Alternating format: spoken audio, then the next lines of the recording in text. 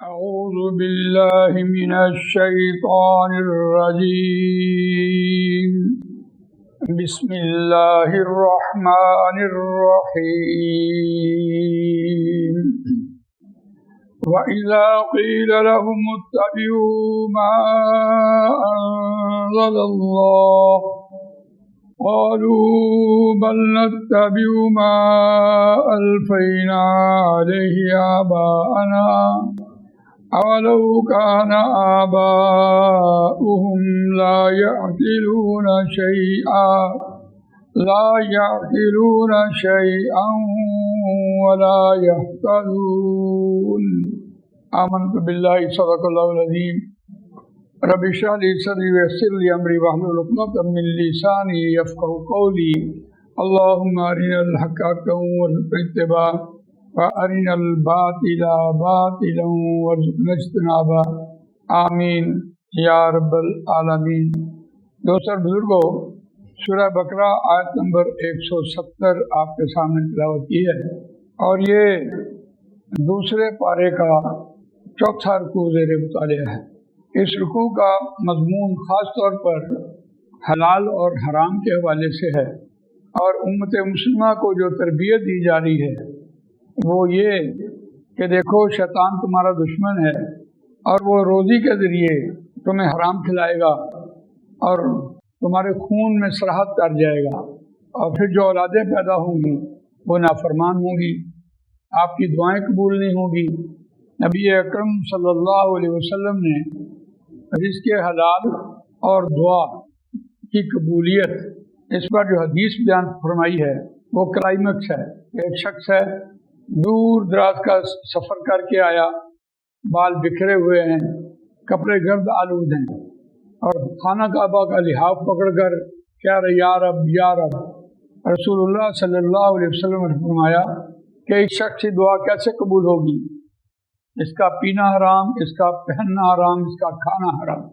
تو مقام دیکھیے اور اس کا عمل دیکھیے اور رسول اللہ صلی اللہ علیہ وسلم کا فرمان دیکھیے، تو یقیناً یہ بات سمجھ آتی ہے کہ سب سے بڑا فیکٹر رزق حلال ہے، جس کے ذریعے انسانوں کی اخلاقی تربیت بھی ہوتی ہے اور معاشرتی تربیت بھی ہوتی ہے. اور رزق حلال سے ہمارے معاشرے میں جو مقام بنتا ہے اس کا تو کیا ہی کہنا. تو بہرحال رزق حلال کے حوالے سے یہاں جو بات کہی جا رہی تھی، جب یہ حکم آتا ہے تو پھر انسان جو بہانے لگاتا ہے، عذر پیش کرتا ہے، یہ فطری سی بات ہے. یہاں ایک بات سمجھنے کی ضرورت ہے کہ قرآن مجید انسان پر لکھا گیا اور کوئی سوال نہیں کریٹ کرتا، بلکہ انسانوں کے ذہنوں میں جو سوال پیدا ہوتے ہیں اس کا جواب دے رہا ہوتا ہے. جب حلال اور حرام کی بات آتی ہے تو آدمی کیا کہہ رہا ہوتا ہے کہ برادری رسم و رواج ہیں، اسی طرح چلتا آ رہا ہے. اگر ہم حلال کمائیں ہمارا چولہا ٹھنڈا ہو جائے گا. مارکیٹ میں 2 نمبر ملتا ہے، 1 نمبر ہم کیسے لے آئیں؟ 1 من سودا خرید کے لائے، 1 کلو بیچنا ہے تو 1 کلو کر کے اس کو سیل کرنا ہے. ظاہر بات ہے 40 بار کوئی شاید تلے گی تو کم تو پڑ جائے گی، لہذا کم تولنا ہے تاکہ وہ ہمارا 1 من تو پورا ہو جائے. اب یہ جیسے یہ عذر ہیں، ریٹ زیادہ نہیں مانگنا، ریٹ کم ہی بیچنا ہے لیکن کم تولنا ہے. روزی کیسے ہوئی حلال ہو گئی ہے؟ 100 مجبوریاں ہیں، برادری رسم و رواج ہیں، یہ چیز حلال ہے، یہ چیز حرام ہے. تو میں عرض کر رہا تھا کہ حلال روزی اگر معاشرے میں آ جائے تو ہمارا معاشرہ کیسا درست ہو جائے. اس لیے قرآن مجید نے انسانوں کے ذہنوں میں جو سوال پیدا ہوتے ہیں ان سب سوالوں کا جواب تسلی اور تشفی بخش دیا ہے. آیت کا روان ترجمہ سنتے ہیں. وَإِذَا قِيلَ لَهُمُ اتَّبِعُوا مَا أَنزَلَ اللَّهُ قَالُوا بَلْ نَتَّبِعُ مَا أَلْفَيْنَا عَلَيْهِ آبَاءَنَا. اور اذا جب قیل کہا جاتا ہے لہم واسطے ان کے اتباع کرو، پیروی کرو، ما انزل اللہ جو اللہ نے نازل کیا، یعنی قرآن مجید میں جو نازل ہوا، تو کہتے ہیں بل نتبع ما الفینا علیہ آبانا، بلکہ ہم اتباع کرتے ہیں، ہم پیروی کرتے ہیں جس پر ہم نے اپنے آبا و اجداد کو پایا. जो हमारे बरादरी रस्म व रिवाज हैं, जो हमारे वालिदैन करते रहे, हम उन पर चलते हैं, ये अब उनका कहना है जिसे कुरान ने यहाँ नकल किया है।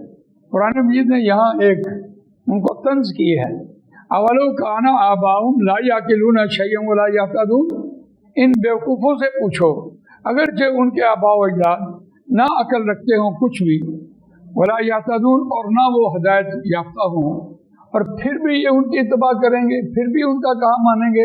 तो कुरान मजीद की इस आयत से जो बात हमें समझ आई है कि कुरान मजीद इंसानों की ज़िंदगियों में हलाल और हराम की जो अहमियत है वो इस तरह उजागर करता है कि अगर किसी शख्स को अपनी रोज़ी के बारे में समझ आ जाए तो यकीनन उसकी ज़िंदगी बिलाशुबा अगर तंग भी हो लेकिन होगी साफ सुथरी, उसकी दुआएं कबूल होंगी, उसके घर में अमन होगा, उसके घर में सुकून होगा, उसकी औलाद फरमा बरदार होगी, उसकी बीवी फरमा बरदार होगी। और ये कुरान मजीद हमारे लिए तरबियत का जरा है। अल्लाह ताला मुझे आपको कुरान मजीद पढ़ने, समझने, इस पर अमल करने, इसको दूसरों तक पहुँचाने की तौफीक अता फरमाए। सुब्हानक अल्लाहुम्मा व बिहम्दिका नशहदु अल्ला इलाहा इल्ला अंता नस्तगफिरुका व नतूबु इलैक। बंद करो, दूसरी आगे चलाओ।